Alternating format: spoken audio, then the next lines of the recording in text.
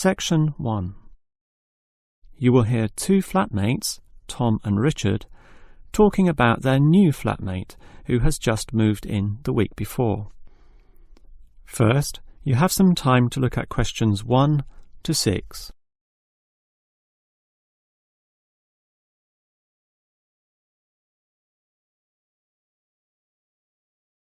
You will see that there is an example that has been done for you.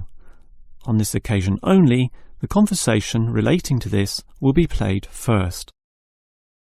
Hi, Richard. I'm glad I caught you here. Can I just talk to you about something? Our new flatmate, Anders, is not quite what I had hoped. I was wondering if you shared my concerns about some of his behaviour.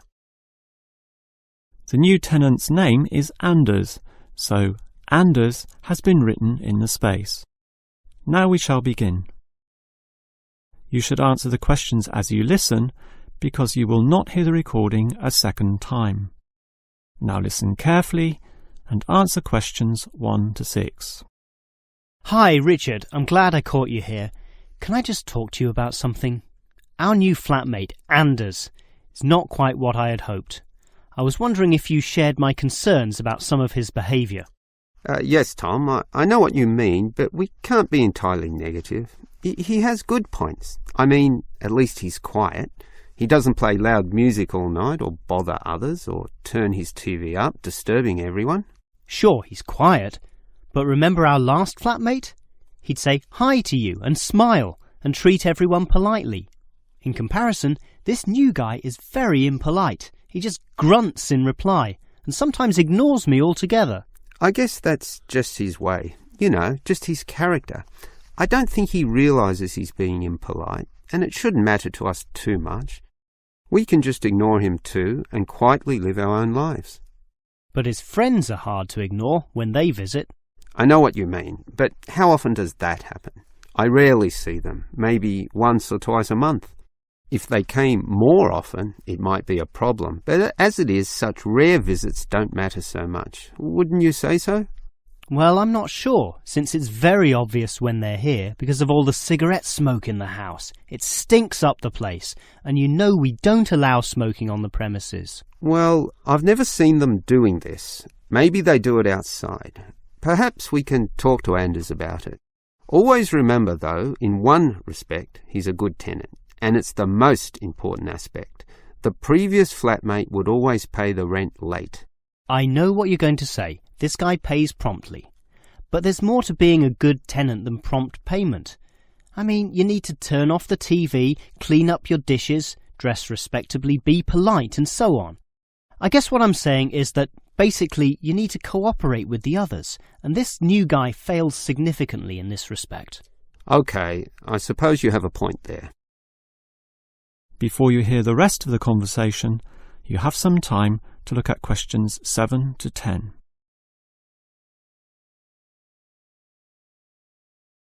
Now listen and answer questions 7 to 10. I tell you what, Tom, why don't we talk to our new flatmate, Anders, about these issues? If we throw him out, we'll have to go to all the trouble of finding another flatmate, who might not necessarily be much better. So, let's give the current guy a chance. Here, I've got a piece of paper, so let's make a short list of issues to discuss with him. Get it out into the open. Sure, we'll give him one more chance. So write communication, and let's tell him to... Well, we can't change a person's personality overnight. So why don't we have a weekly tenants meeting, and we can just ask him to attend. That way we can get to know him better. I'll write attend meeting, and we can take it from there. OK, but we have to tell him about his friends. They can't just do whatever they want. Write a heading friends, and then write don't smoke anywhere, inside or outside. Well, instead of being so direct and possibly causing offence, I'll just write follow rules and verbally mention the rules. TV off by 10 p.m, no loud music or bad behaviour, including smoking. OK, do that, but I still think we need to specifically mention that last issue. You know how I can't stand the habit. So I'd like this to be another and separate point. Cigarettes, strictly forbidden. And it's important to include the strictly here. We can't pussyfoot around too much. Sometimes directness is necessary. OK, I'll write that. Forbidden. OK. And what about cleaning duties? Anders is a little too relaxed about that.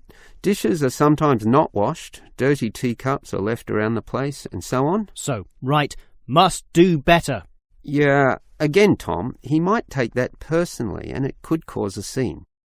I'd rather be general. I'll write must be done and I'll tell him that that's for everyone, not just him. OK? OK, as long as he gets the message. That is the end of section 1. You now have half a minute to check your answers.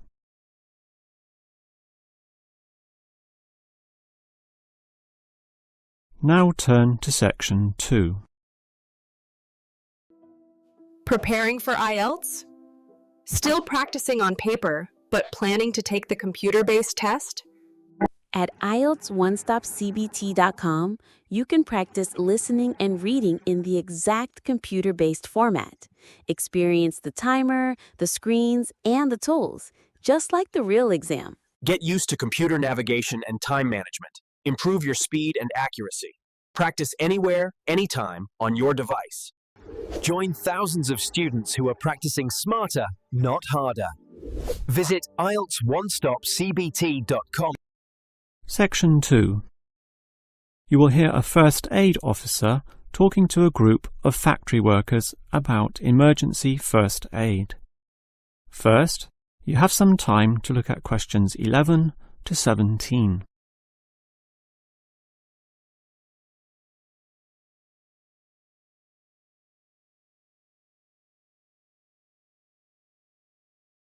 Now listen carefully and answer questions 11 to 17. Hello everyone. Now you know why I'm here. You all work in a factory, and in this environment there always remains a significant possibility of accidents happening, in which case first aid will be necessary. What is first aid? It is the provision of emergency on-site care when an injury occurs, and it is essential for everyone to know, if only simply, the steps which must be followed. There are, of course, minor injuries which may happen, not needing further medical care beyond the intervention of the first aider, but you can never be sure, thus the following steps must always be followed. These can be abbreviated to the words Dr. ABC, in other words, D-R-A-B-C. The D stands for danger, and that's the first issue to keep in mind. When an accident happens, immediately ascertain that the environment is safe. That, for example, nothing else will fall or break or cause accidents. If you, the first aider, are also injured, the problem is even worse. The R stands for respond. You must then ascertain the best response. Once all the danger has been eliminated and the distress calls sent out, the appropriate action is, obviously, to help the injured party. All right, that leads to A, which stands for airway. In order to stay alive, all people need to have an open airway to allow breathing. A conscious person will automatically clear their own airway. But if unconscious, this may not happen. The brain is stopped or hindered from properly directing the body, and, obviously, in the worst case, death can result. For this reason, the injured person is normally put into the recovery position. Placed on the side, tilting the head back and ensuring that there are no blockages in the mouth. To free any such blockages, the back can be slapped or the chest compressed, allowing anything to be spat out. Now that the airway is free, check for B, or breathing. If breathing is not happening or is irregular, the first aider may have to assist with what is technically known as cardiopulmonary resuscitation, or more commonly, CPR. This involves breathing for the patient through mouth-to-mouth contact, while periodically massaging the heart through compressions to the chest. This combination allows blood and oxygen to flow around the body, keeping the patient alive, hopefully until medics, such as doctors, advanced first aiders, or ambulance staff arrive. Before you hear the rest of the talk, you have some time to look at questions 18 to 20.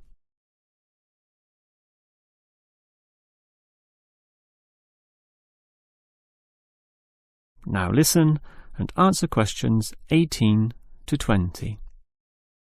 Now, it's certainly good to have knowledge of emergency first aid, but, obviously, the best situation is simply not to have accidents occur in the first place.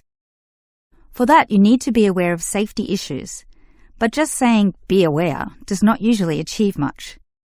It is more important to have an appointed person whose job is to ensure awareness and work safety.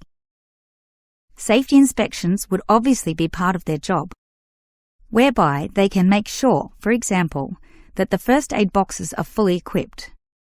Another idea is to put posters on the walls, but, interestingly, research has proven that these tend to be ignored, becoming just part of the wallpaper, seen but not put into practice. It is much better if everyone is just instilled to not be reckless, that is, to not rush into situations without thinking about the possibility of accidents. And instilling this mindset is part of the job of the safety officer. Some other suggestions are ongoing first aid training and no accident reward or star systems. These have had some success, but nothing beats a regular meeting, say once a month, in which the subject of safety is brought to the attention of everyone, and any outstanding issues related to this are thoroughly discussed. That is the end of section 2. You now have half a minute to check your answers.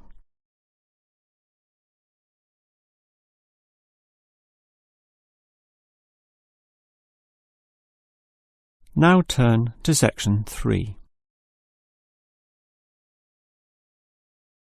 Section 3.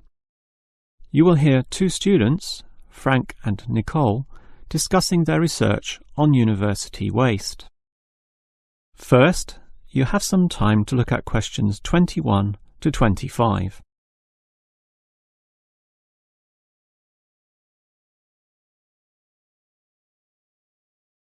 Now listen carefully and answer questions 21 to 25. Hi, Nicole. As you know, we've got to decide on the best ways this university can reduce its waste. You inspected the eastern campus and I did the western buildings. Did you do all the interviews as well? Yes, I interviewed all the staff, who made some good observations, and I interviewed some of the students. The students said little that was interesting. They don't seem to care that much. It was the cleaners, surprisingly, who revealed the most relevant facts. That's not surprising to me. They empty all the bins, so they see the waste firsthand, whereas the staff just throw things away without thinking. What item was most commonly disposed of? Well, it really depended on where I interviewed. In the cafeteria precinct, obviously paper plates and cups were thrown away all over the place. There was almost no attempt at recycling. However, across the university in general, it was paper copying that filled up most bins, far more than plastic or other forms of waste. Do people care about this, then? Well, some do, if you can believe them. I must have interviewed about 30% of customers in the cafeteria, and the results were mixed.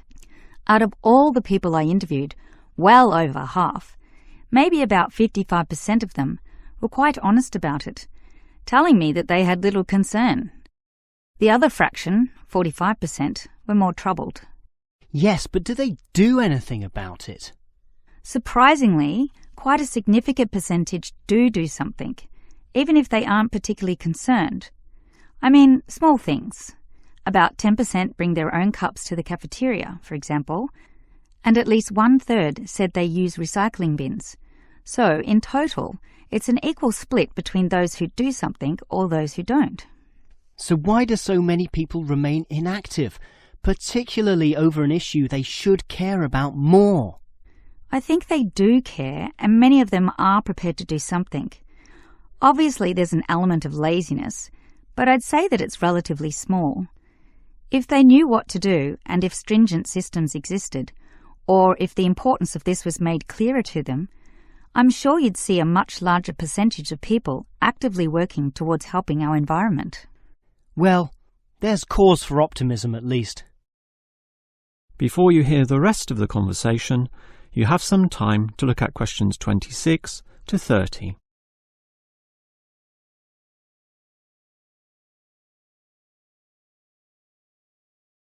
Now listen and answer questions 26 to 30. Clearly then, there's a significant waste of paper here at this university, so I've worked out one practical suggestion which could help reduce it, specifically the waste from the excess photocopying. Let me hear it then. Obviously, for a start, we've got to ensure that people, including the staff, without exception, copy both sides of a page. We can't tolerate single-sided copying. It's just far too wasteful. Absolutely. Just more trees being chopped down. But as people are doing copying, there may be adjustments and practice copying, producing single-sided copies or blank pages not wanted and not intended for use. These need to be deposited into a tray for intended recycling. You know, for recopying onto the blank side of the page. But people don't usually do that. I'm afraid it's just human nature. No matter how unimportant the copying is, they prefer to use fresh paper. Yeah, I agree with you, which is why you need to display these papers right in front of everyone with a clear sign, "Please reuse," to make it easy for them to do so. They still won't do it. I know. That's why you take some of these papers and regularly stack them inside the copier in a special tray once a day, say in the morning. Well, that's getting better, making it easier for them to use the paper. But still, I'm afraid many won't. That's why you allow everyone to select this tray when copying. You distribute numbers or codes to every person, giving them special access to this recycling tray. Every time they use papers from this, it's tallied up to their account. I know I'm sounding a bit negative, or even cynical here, but why should they bother using that tray? Because the person who does the most copying from this recycling tray gets, say, a cinema pass or lottery ticket or some other sort of reward. Ah, right. Now that's a system which might just work. Let's trial it in the office and see what happens. That is the end of section 3. You now have half a minute to check your answers.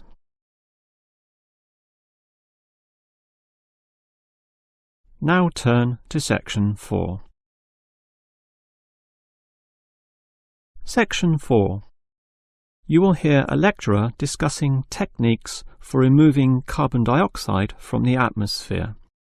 First, you have some time to look at questions 31 to 33.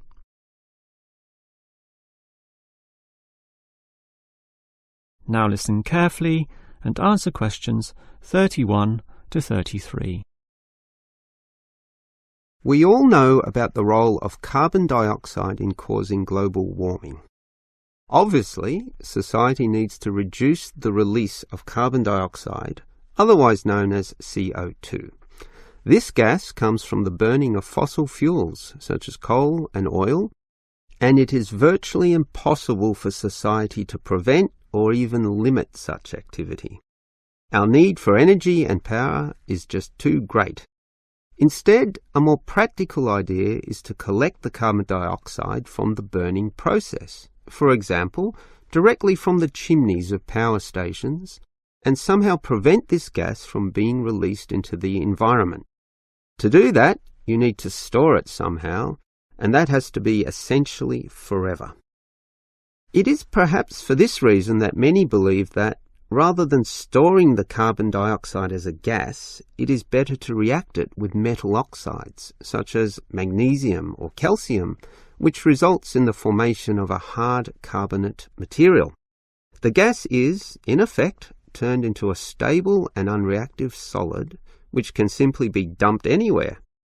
This process actually occurs naturally, although very, very slowly, and is one cause of the surface limestone in the world. But this slow reaction speed is the problem. Even when enhancing this process through high temperature and pressure, or pre-treatment of the mineral, it is still far too slow to be economical. One other technique which has been suggested is to pump the gas to the bottom of the ocean, where it would react with compounds in the seawater, forming carbonic acid. However, this alternative has now been ruled out. The CO2 may be removed from the atmosphere, but the high oceanic acidity which would result raises its own set of problems, mostly with all the delicate life and the intricate food chains in the seawater, some on which we ourselves depend, and that's something which no one wants to experiment with. Before you hear the rest of the lecture, you have some time to look at questions 34 to 40.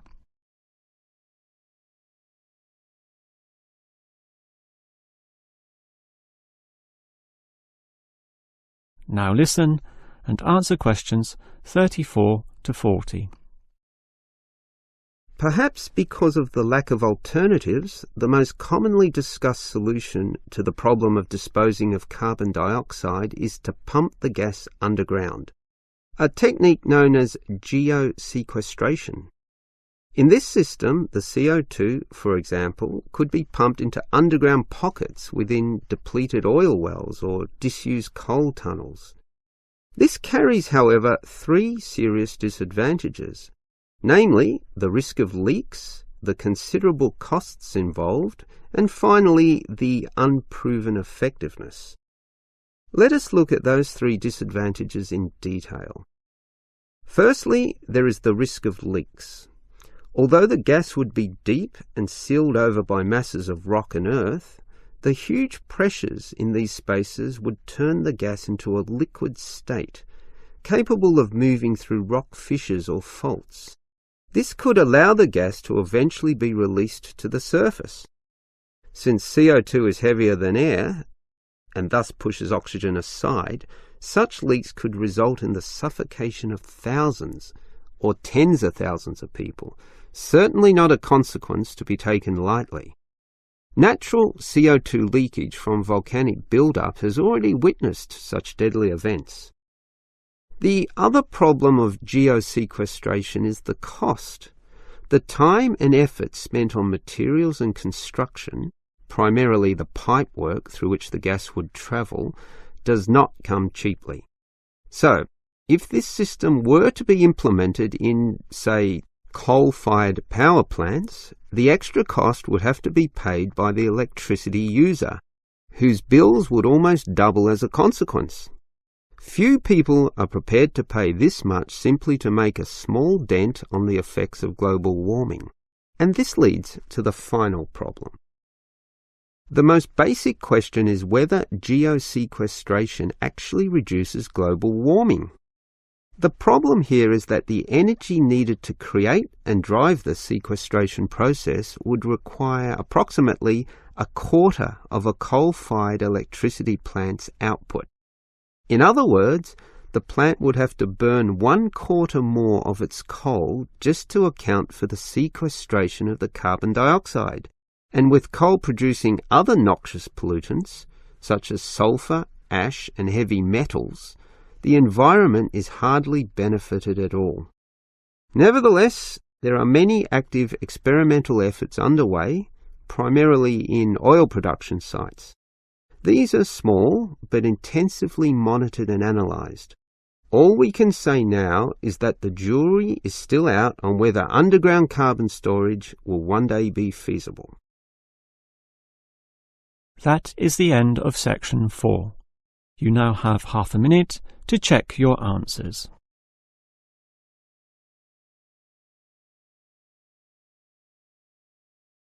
That is the end of the listening test.